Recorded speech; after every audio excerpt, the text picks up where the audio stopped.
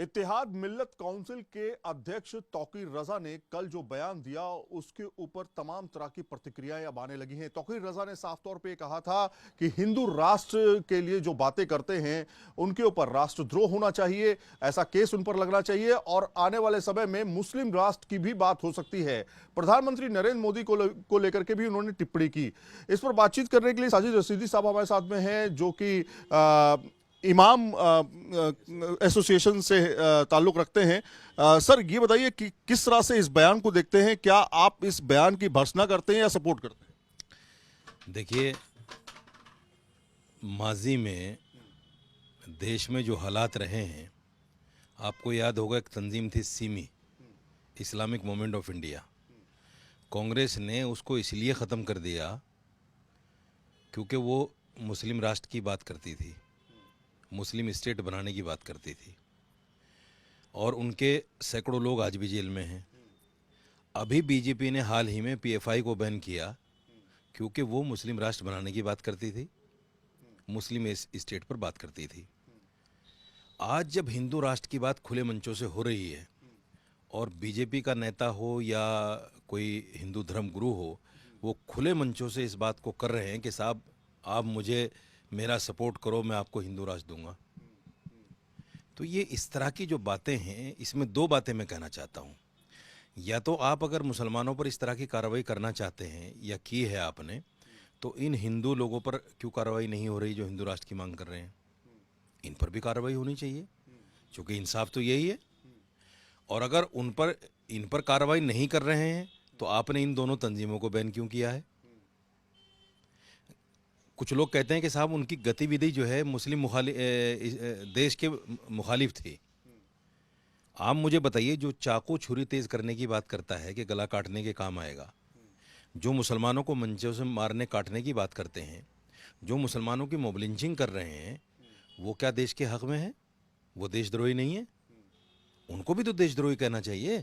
अगर पीएफआई के लोग बैठकर ये मंसूबा बनाते हैं कि साहब हमें लड़ाई करके, जंग करके, जिहाद करके ये मुस्लिम राष्ट्र बनाना है, तो आप क्या कर रहे हैं? आप बताइए क्या कर रहे हैं? आप भी तो यही कर रहे हैं, मुसलमानों की मॉब लिंचिंग कर रहे हैं, मंचों से मारने काटने की बात कर रहे हैं। कोई कहता है चाकू छुरी तेज कर लो, कोई कहता है कि नारियल जिस औजार से काटा जाता है उसको तेज करके रखो, और कोई ये कहता है कि हर घर के अंदर जो है बंदूक और चाकू छुरी होना चाहिए। और बजरंग दल तो यहाँ तक आ गई कि उसने फेसबुक पर, व्हाट्सएप पर जो है रिवाल्वर तक बेचना शुरू कर दिया और कह रहे हैं कि अपने घरों में रखो। तो मैं ये नहीं समझ पा रहा हूँ कि इस्लामिक मूवमेंट ऑफ इंडिया और पीएफआई जो लड़ाई झगड़ा करके इस्लामिक राष्ट्र बनाना चाहते थे, उनमें और उनमें क्या फ़र्क है, ये मेरी समझ में नहीं आ रहा है। तो मौलाना तौकीर रज़ा ने जो बात कही है उसमें मैं समझता हूँ किसी तरह का कोई मतभेद नहीं है, बिल्कुल सही बात है। आप अगर इंसाफ करना चाहते हैं तो इन पर भी कार्रवाई कीजिए, और अगर आप इन पर कार्रवाई नहीं कर सकते तो उनको भी छोड़िए। तो उनको हम ये कहें कि साजिद रशीदी साहब, आप भी मानते हैं कि मुस्लिम राष्ट्र की मांग उठने वाली है या उठ सकती है? नहीं, देखिए, असल में क्या है कि कॉमन सेंस है ये। अगर कोई हिंदू है तो वो हिंदू राष्ट्र की बात करेगा। आपने देखा जब एक बड़ा जहाज़ जो है आर्मी बेड़े में आया और राजनाथ जी वहाँ गए, उसका उद्घाटन किया, तो आपने देखा उसके ऊपर ओम लिखा। कुछ लोगों ने उस वक्त सवाल किया कि साहब ये तो मिनिस्टर हैं, इनको तो ऐसा नहीं करना चाहिए। मैंने कहा कि ये हिंदू भी तो हैं। अगर कोई मुस्लिम मिनिस्टर होता तो हो सकता है वो अल्लाह लिखता, क्योंकि ये तो अपनी आस्था है। आदमी पूजा पद्धति जो करता है अपनी आस्था के मुताबिक करता है। तो हिंदू अगर हिंदू राष्ट्र की बात करता है तो मुसलमान भी तो मुस्लिम राष्ट्र की बात कर सकता है। ये मेरी सोच क्यों नहीं हो सकती? अगर ये सोच बागेश्वर धाम के पुजारी की हो सकती है, पंडित की हो सकती है, महामंडलेश्वर की हो सकती है, तो साजिद रशीदी की ये सोच क्यों नहीं हो सकती कि ये मुस्लिम राष्ट्र होना चाहिए? क्या कमी है इसमें क्या खराबी है? चूंकि संविधान तो मुझे अधिकार देता है और अभिव्यक्ति की आज़ादी भी है, लेकिन मैं ये कहता हूं कि अभिव्यक्ति की आज़ादी अगर देश को तोड़ने के लिए हो तो मैं उसको अच्छा नहीं मानता। तो आप नहीं मानते कि अखंड भारत और देश संविधान से चलना चाहिए? नहीं, अखंड भारत तो ये ले भी नहीं सकते, और अखंड भारत ये क्या कोई भी नहीं ले सकता। अगर हिंदू, मुसलमान, सिख, ईसाई सब मिलकर लड़ें तो भी अखंड भारत नहीं हो सकता। अखंड भारत पता कहाँ तक है? इराक, ईरान, काबुल तक, ये सारा अखंड भारत में आता है जो मुगलों ने दिया था। इनकी तो हिम्मत भी नहीं है। बात तो उसी की हो रही है, अखंड भारत की। अरे सवाल ही पैदा नहीं। सपने देखना कोई बुरा नहीं है। ये पाकिस्तान को ही ले लें, साजिद रशीदी सबसे पहले साथ में होगा, चलिए पाकिस्तान से लड़ते हैं। मैं देखता हूँ बागेश्वर धाम के महामंडलेश्वर कितना सामने आते हैं, दुम दबा के भाग जाएंगे। चूंकि जंग आज़ादी में देखा है हमने, जंग आज़ादी में हमने यही तो देखा है कि हिंदू मुस्लिम सब लड़ रहे थे। लेकिन आज जो राष्ट्रवाद का सर्टिफिकेट बांट रहे हैं, आज जो हिंदू राष्ट्र की बात कर रहे हैं, ये उस वक्त में बिलों में घुसे हुए थे। और ये उस वक्त में इन्होंने जो है सरकार बना ली थी बाकायदा अलग बैठकर। लेकिन अपनी बात रखना सही है, उसको सही तरीके से रखा जा सकता था। जिस तरह से तौकीर रज़ा ने बयान दिया है, उसी पे हम लोग आते हैं वापस।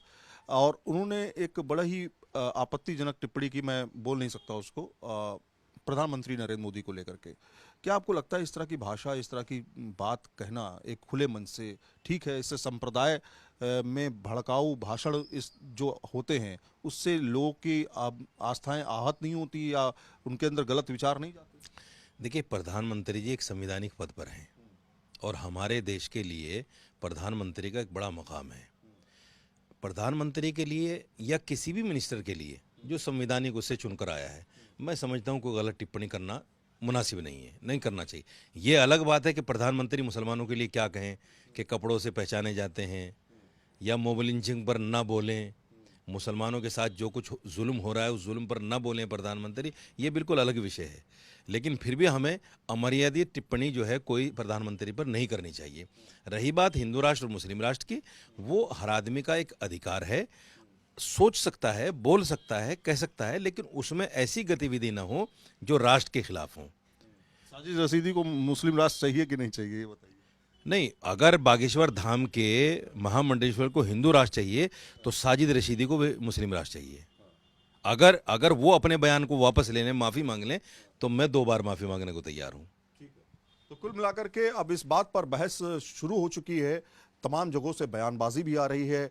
कोई मुस्लिम राष्ट्र की बात कर रहा है, कोई हिंदू राष्ट्र की बात कर रहा है, तो कोई ये कह रहा है कि ऐसे बयानबाजी करने वालों पर राष्ट्रद्रोह का केस भी लगना चाहिए। वीडियो जर्नलिस्ट राकेश रावत के साथ सईद आमिर हुसैन, न्यूज़ नेशन, दिल्ली।